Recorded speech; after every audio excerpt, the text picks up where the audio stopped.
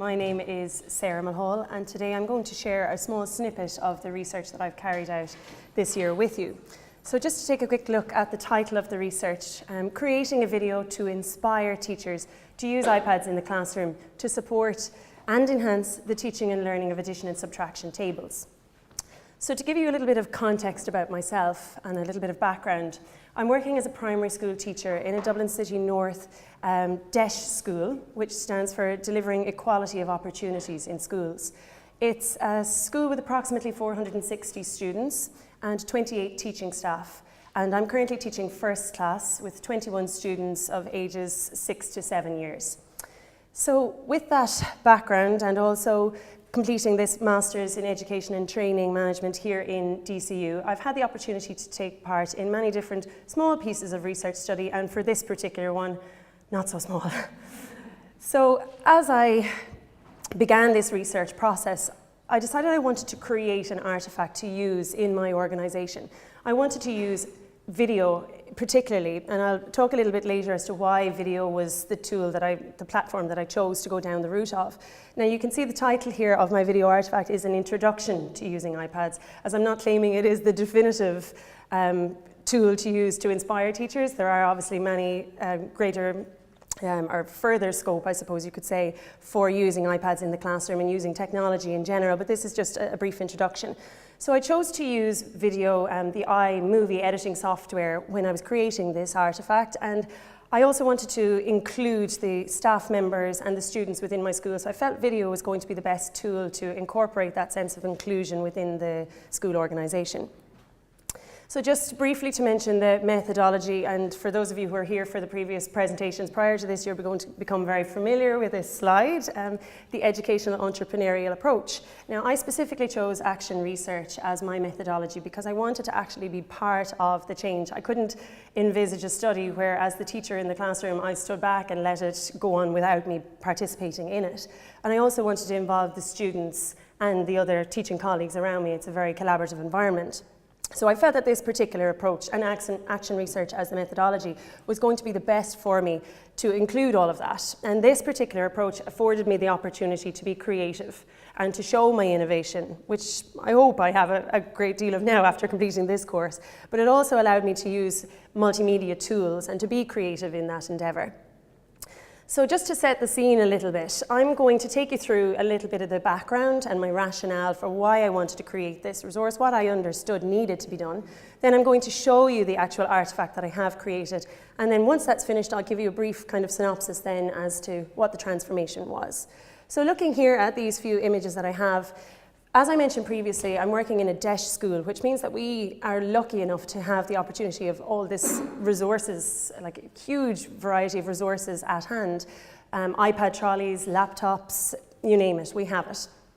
But as I progressed through this course, I encountered the e-learning roadmap by the PDST, and when I assessed our school for a small-scale study that we completed last year as part of this master's programme, I realised that our school was very much at the initial stages. And this was a bit of a shock for me, because I very much thought that we were embracing this technology that we had, but in fact, the assessment proved otherwise.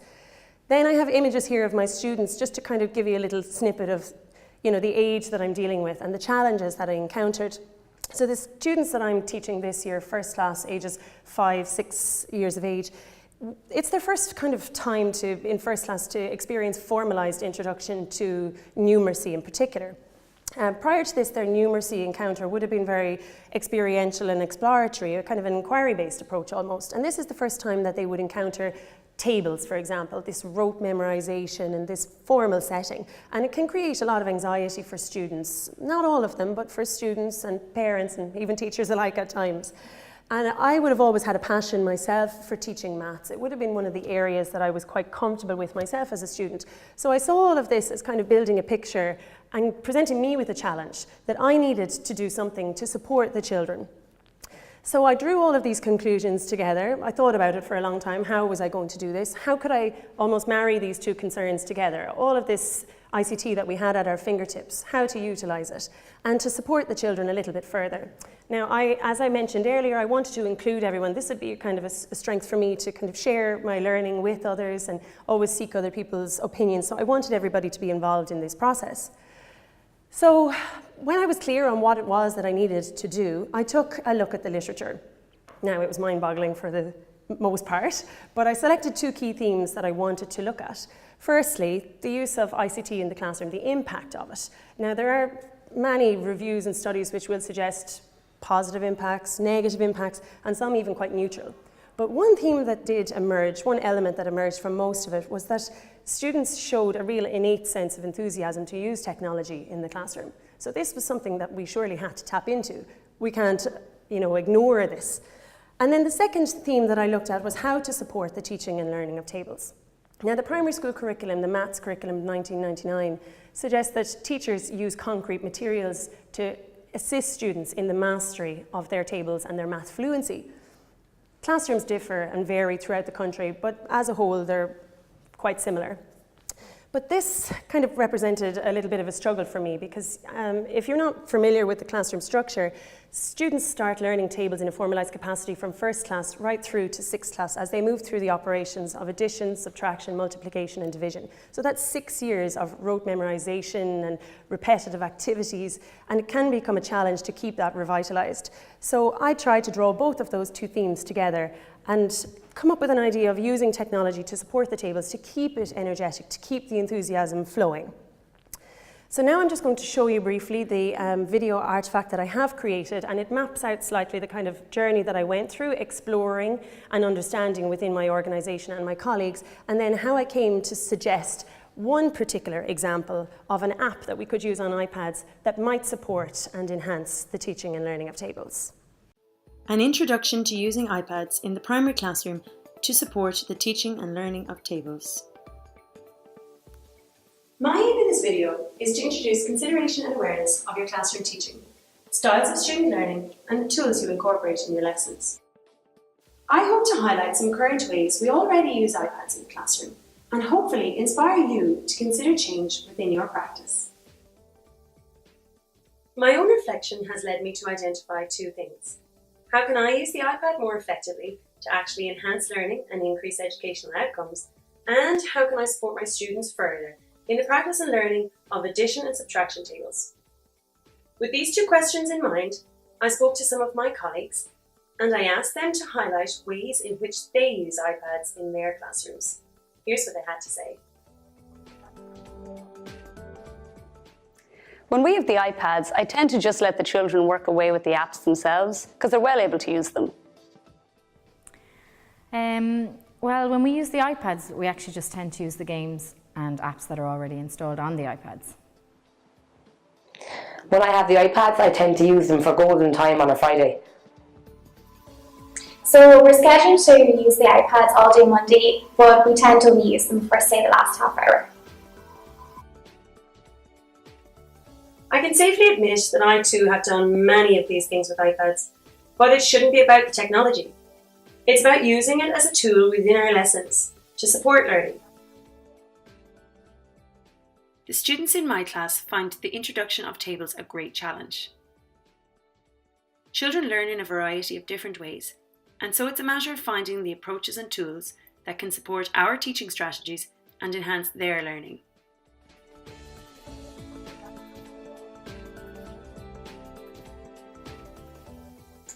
Again, I spoke to some of my colleagues and I asked them to identify tools and strategies that they use to teach tables in their classes. Let's see what they have to say about it. In my class, we learn our tables at home every night. We recite them together in class and we play games like King of the Castle and Tables Champ to help reinforce them. In my classroom, I tend to use a lot of concrete materials: counters, cubes, number fans, number lines, and counting sticks. Traditional methods of teaching tables, such as concrete materials, Tables Champ, and even rote learning, are still effective. However, I feel technology should also be embraced to make the learning of tables more enjoyable for our students. When students are engaged, they are enthusiastic, and that's when the real learning occurs. Let's tap into the enthusiasm that already surrounds the iPad as a tool and use it to support traditional methods. How can we integrate technology into the curriculum and move away from viewing it as an add-on or an additional subject, iPad time?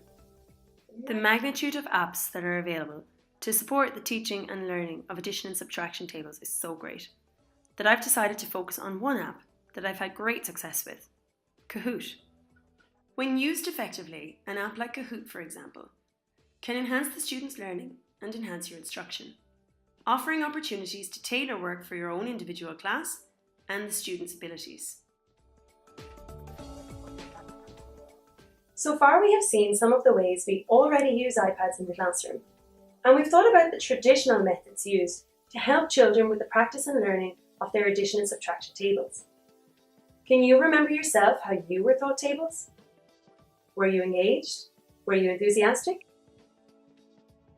As I've mentioned, the iPad can be used as a tool to support and enhance our teaching and students' learning. Students are already motivated to use technology. Let's avail of that.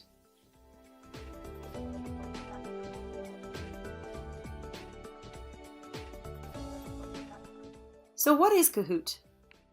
Kahoot is a free, game-based learning platform. It's a collection of quizzes created by teachers for students to use in real time during class. These quizzes are easily made and can be tailored to specific areas and levels that you're working on. Kahoot creates a social environment where the whole class can learn and play together. This platform can be used for many different subjects and topics. Kahoot allows us to explore strategies for tables through the creation of a fun game-based learning environment where students can enthusiastically continue to practice and drill. Kahoot increases student engagement as it taps into the children's love for technology. Yes, we got it right!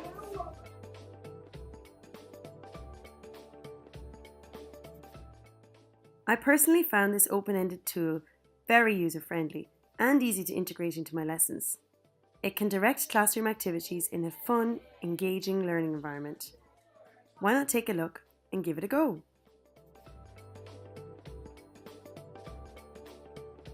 So now, having had a brief look at the artefact and the journey that I went on, exploring the reasons and the rationale as to why I wanted to create this video and include the staff, I just want to briefly mention again the action research and the validity and the rigour that I went through to ensure this. So I consulted with my colleagues, my teaching colleagues. I constantly reinforced my own concerns, I suppose, or my own questions to see, was I barking up the wrong tree, in fact? Was this something that we should be working on to seek a solution to the concerns? I gathered video footage as I went through the whole various iterations of creating this video. With my college peers, we engaged in feedback forums and various different validation group settings where I could bounce ideas off them and see if this was something that they could see as a valid entity to help solve this problem that I had identified. So as the create phase continued and through the various different iterations, I felt it was very much a collaborative process between my college peers, my work colleagues, and basically anybody who would listen to me that would get involved in the process. But it also led to great kind of co-ownership of the process. The artefact, people wanted to be involved in it. It created a great sense of intrigue, and it led to great shared ownership of a solution to the situation as well. And then the transformation that occurred as a result of creating this artefact in my organisation, I can definitely say there have been positive impacts as a result. The students in my class have increased dramatically their enthusiasm to engage when we take out the tables on a daily basis, when they receive it for homework at night time, when we engage in timed testing, etc. The anxiety, that almost math phobia sense, is not there as much as it used to be. Now, not for all students, but for an increased amount, definitely I can say it has had a positive impact. Myself, personally, I've gained huge competence in my workplace to see that I can indeed bring about a sense of change, to work with my other colleagues and bring about something from the ground up to inspire them. And I definitely have noted this inspiration among the teaching colleagues in my organisation. There has been a renewed interest from many teachers to use technology in their own lessons. And for others, definitely a new sense of interest, a new intrigue and inspiration has been created, where they may have had a sense of anxiety using technology in the past, particularly those teachers who were involved in the creation of the artefact.